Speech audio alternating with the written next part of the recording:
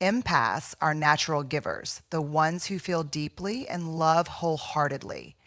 They sense the unspoken emotions in a room, pick up on subtle shifts in energy, and often pour themselves into others without hesitation.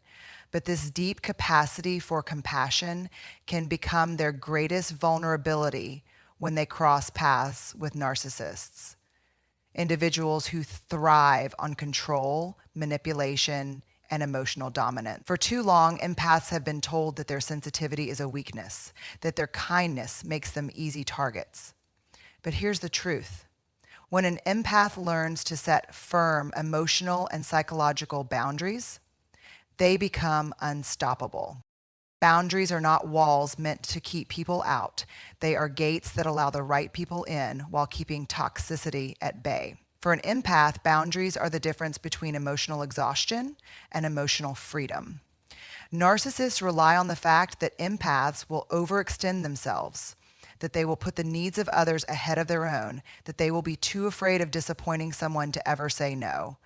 But when an empath begins to set boundaries, it disrupts the entire dynamic. Suddenly, the narcissist can no longer control the narrative.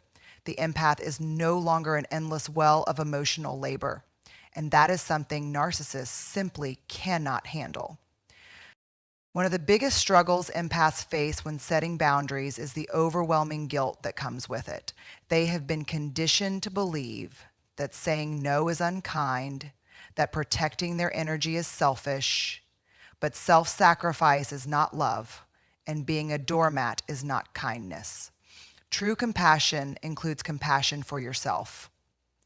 If an empath gives and gives without limit, they end up drained, depleted, and resentful. And here's the irony. When an empath is burned out, they can no longer show up for others in a meaningful way.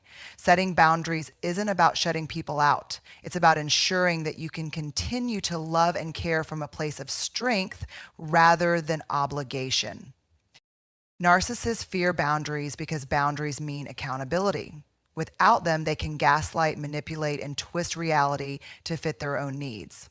But the moment an empath sets a firm limit, I will not tolerate disrespect. I am not responsible for managing your emotions. I will not engage in this toxic cycle. The narcissist loses their grip. They may react with anger, guilt, tripping, or even a false apology to lure the empath back in. But once an empath sees through the pattern and holds their ground, the narcissist's power begins to crumble. Empaths often feel responsible for fixing others, for healing wounds that they did not cause. But here's the hard truth. You cannot heal someone who refuses to acknowledge their own wounds. You cannot save someone who benefits from staying the same. And the more an empath tries to prove their worth by overgiving, the more they reinforce the narcissist's belief that they are entitled to take without reciprocation. Setting boundaries is the empath's way of saying, I am not here to be your emotional supply. I am not responsible for filling the emptiness you refuse to face. That is a powerful declaration and one that will send shockwaves through a narcissist's carefully constructed world. And boundaries are not just about saying no, they are about defining what you will and will not accept in your life. They are about teaching people how to treat you and refusing to engage in dynamics that drain your spirit. A narcissist will call you selfish for setting boundaries, but that is only because they benefited from your lack of them. A healthy person will respect your limits because real love does not require self-betrayal. When an empath stands firm in their boundaries, they are no longer easy prey. They become a force to be reckoned with, one that cannot be manipulated, guilted, or controlled. Perhaps the most empowering moment for an empath is when they realize that they do not have to explain or justify their boundaries. You do not have to convince someone that your limits are valid. You do not have to argue or debate your right to protect your peace. If someone repeatedly disrespects your boundaries, they are showing you exactly why those boundaries are necessary. Narcissists rely on the empath's need to be understood and validated. But when an empath stops seeking that validation and simply enforces their boundaries without apology, They take back their power in ways the narcissist never saw coming. At the end of the day, boundaries are an act of self-respect. They are a statement of worth. They are a declaration that your energy, time, and emotional well-being matter. When an empath learns to set boundaries, they don't lose their kindness, they strengthen it. They don't become cold or distant. They become intentional about who has access to their heart. And most importantly, they step into a life where their empathy is no longer a liability, but a profound and unshakable strength. Shame and vulnerability are two of the most powerful emotional forces in human relationships. One keeps people small, fearful, and disconnected. The other, though often misunderstood, is the key to true strength, healing, and connection. Narcissists have mastered the art of weaponizing shame, using it as a tool to control, manipulate, and diminish those around them. But empaths, when they step into the power of authentic vulnerability, disrupt this toxic cycle in a way that narcissists simply cannot handle. This is where the empath's true power lies, not in playing the narcissist game, but in rewriting the rules entirely. Shame is a deeply isolating emotion. It tells you that you are not enough, that you are fundamentally flawed, that if people saw the real you, they would reject you. Narcissists thrive on creating this feeling in others because it keeps them in a position of control. They use subtle and sometimes not so subtle tactics to instill doubt, make you question your worth, and keep you seeking their approval. Whether through gaslighting, criticism, or passive-aggressive comments, their goal is to plant the seed of shame so deeply that you become dependent on them for validation. And once that happens, they have you exactly where they want you. Empaths, because of their deep sensitivity and introspection, are particularly vulnerable to this tactic. They absorb emotions like sponges, often internalizing the shame projected onto them by the narcissist. They replay conversations in their minds, wondering if they were too much, too emotional, too sensitive. They overanalyze their words and actions, trying to avoid conflict or rejection. And in doing so, they unknowingly hand the narcissist exactly what they want: power over their sense of self. But there is a way out of this cycle, and it starts with understanding the radical difference between shame and vulnerability. Vulnerability is not weakness. It is courage in its rawest form. It is standing in your truth, imperfections and all, without fear of judgment. It is saying, this is who I am, and I refuse to be ashamed of it. Narcissists cannot handle vulnerability because it is the one thing they spend their entire lives avoiding.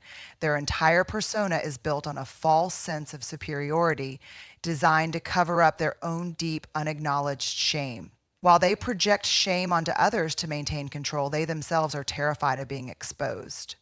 When an empath embraces vulnerability, they take away the narcissist's greatest weapon, the ability to make them feel small. One of the most powerful ways an empath can counter the narcissist's tactics is by refusing to hide. When a narcissist tries to shame you, whether by calling you weak for expressing emotions, making fun of your sensitivity, or belittling your dreams, the most disruptive thing you can do is own your truth unapologetically.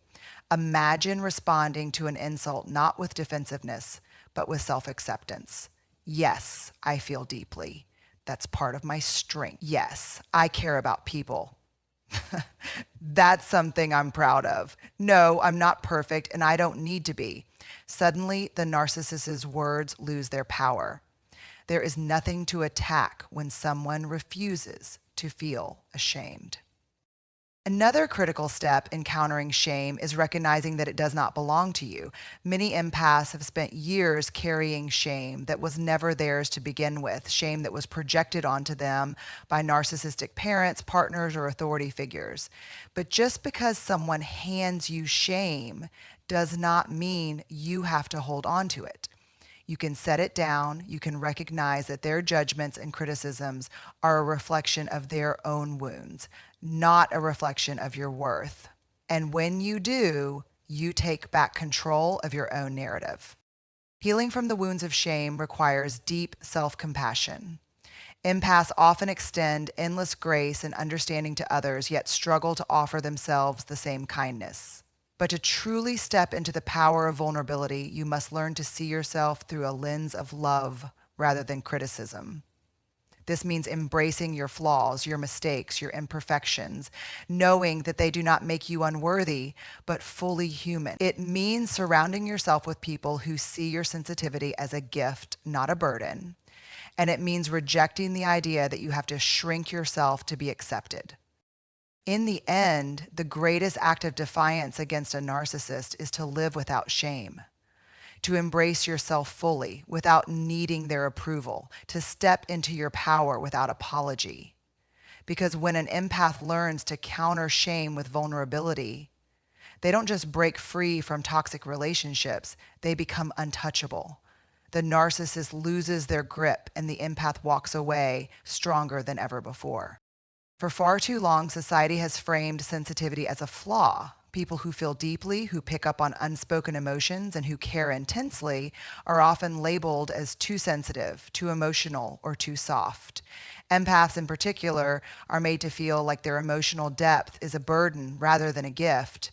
But this narrative is not just wrong, it is dangerous. It strips empaths of the very thing that makes them powerful. The truth is, being an empath is not a weakness. It is a profound strength, one that has the power to heal, transform, and disrupt toxic cycles in ways most people cannot even comprehend. Empaths possess an extraordinary ability to connect with others on a soul level. They sense the emotions that others try to hide. They understand pain even when it is unspoken, and they carry an innate desire to bring light into the darkest spaces. This is not weakness. This is power. The ability to feel deeply in a world that often numbs itself is an act of rebellion. The courage to care when others choose apathy is a testament to inner strength. And the capacity to love, even after experiencing hurt, is nothing short of resilience. Yet, narcissists and other manipulators try to convince empaths that their sensitivity is a flaw. Why? Because it makes them harder to control. A person who feels deeply and sees beyond surface level facades is dangerous to those who rely on deception and manipulation. Narcissists thrive on dominance and emotional suppression, and an empath disrupts that system by simply being who they are. This is why narcissists try to gaslight empaths into believing they are weak, because deep down, they recognize their strength and fear it. One of the most empowering shifts an empath can make is reclaiming their sensitivity as a source of power rather than shame. It is not too sensitive to set boundaries. It is self-respect. It is not too emotional to call out manipulation. It is clarity. It is not too much to love fiercely and feel deeply. It is humanity at its finest. The world needs more people who are willing to feel, to care, to stand in their truth, and to bring light where others bring only darkness. Empathic strength is not just about feeling deeply. It is about using that depth to create real change. Empaths are often the healers, the visionaries, the ones who challenge the status quo and demand authenticity in a world full of masks. Their ability to connect with others on an emotional level makes them powerful leaders, advocates, and change makers. But for an empath to step into their full power, they must first stop apologizing for who they are. They must reject the belief that they need to harden themselves to be strong. True strength is not about shutting down emotions. It is about owning them, understanding them, and using them as a force for good. One of the greatest misconceptions about empaths is that they are easy to break. While they may feel things intensely, they are also capable of incredible resilience. An empath who has been hurt and betrayed does not become weaker, they become wiser. They learn to discern between those who deserve their energy and those who do not. They learn to protect their peace without losing their ability to love. They learn that their worth is not defined by how much they give, but by how much they honor themselves. And when an empath reaches this level of self-awareness, they become nearly untouchable to those who seek to exploit them. Reframing sensitivity as strength is not just about self-empowerment. It is about shifting the entire cultural narrative. The world has long praised qualities like dominance, detachment, and emotional suppression as markers of strength, while dismissing compassion and vulnerability as weaknesses. But history tells a different story. Some of the most influential leaders, revolutionaries, and changemakers were deeply empathic individuals who refused to conform to a cold and detached world. Their strength was found in their ability to feel deeply, connect genuinely, and stand unwaveringly in their truth. So, to every empath who has ever been told they are too much, too sensitive, or too emotional, know this. Your depth is not a flaw, it is your superpower. Your ability to see what others ignore is a gift. Your heart is not a weakness, it is a force of nature. The world does not need less of your sensitivity, it needs more of it. And when you embrace your empathic strength fully, you become something a narcissist cannot manipulate, control, or break. You become unstoppable. Empaths are natural caregivers, peacemakers, and healers. They thrive on connection, on making others feel seen and valued. But this deep desire to nurture can become a double-edged sword when it turns into a constant need for validation, especially from people who are incapable of giving it. Too often, empaths find themselves in relationships where they pour love, support, and understanding into others, only to be met with indifference, criticism, or emotional distance. And instead of walking away, they try even harder, believing that if they just love enough, if they just give enough, the other person will finally see their worth. But here's the hard truth. Some people will never give you the validation you seek, not because you don't deserve it, but because they are incapable of offering it. Narcissists in particular thrive on keeping empaths trapped in this cycle. They offer just enough approval to keep the empath hooked, followed by rejection, withdrawal, or criticism to keep them chasing it. It's a psychological game, a push and pull dynamic designed to make the empath doubt themselves. The more the empath seeks approval, the more power the narcissist holds. And this is where the shift must happen. The moment an empath realizes that their worth is not dependent on another person's validation, the entire game falls apart. The need for external validation often comes from childhood wounds. Many empaths grew up in environments where love was conditional, where they had to earn approval by being good, helpful, or perfect. This created an unconscious belief that their worth is tied to how much they can give, how much they can please, and how little they inconvenience others. As adults, this pattern repeats itself in relationships, careers, and friendship. Empaths find themselves overextending, people-pleasing, and bending over backward just to feel worthy. But here's the truth. You do not have to prove your worth to anyone. You are already enough exactly as you are. Breaking free from the approval trap starts with recognizing that validation from the wrong people is a moving target. You will never hit it, no matter how much you give, how much you sacrifice, or how much you try to earn their love. It will never be enough. Not because you are lacking, but because they have built walls around their hearts that no amount of empathy can break through. And the longer you stay in that cycle, the more you drain yourself trying to fill a cup with no bottom. The real work is not in winning their approval. It is in reclaiming your own. One of the most liberating realizations an empath can have is that self-approval is the only validation that truly matters. Imagine how your life would change if you stopped seeking validation from those who refuse to give it and started validating yourself instead. Imagine if you stopped waiting for someone to say you are enough and decided to believe it for yourself. Imagine if you stopped chasing people who take you for granted and started valuing yourself so deeply that their approval became irrelevant. That is where true freedom begins. Stepping out of the approval trap means learning to sit with discomfort. It means accepting that some people will misunderstand you, reject you, or even resent you for prioritizing yourself. And that's okay. Not everyone will appreciate your depth, your kindness, or your heart. But that doesn't mean you need to change who you are. When you stop seeking approval from those who will never give it, you make space for the right people, those who love you freely without conditions or games. At the end of the day, the most powerful thing an empath can do is turn inward and say, I approve of myself. Not because someone else said so, not because you've earned it, but simply because you are worthy, without explanation, without exception, without permission. When an empath steps into this truth, they are no longer trapped, they are free.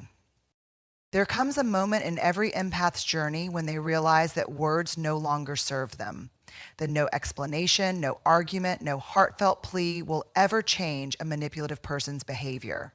It is in that moment that they face a choice: continue engaging in a cycle that drains them, or choose the path of quiet self-respect.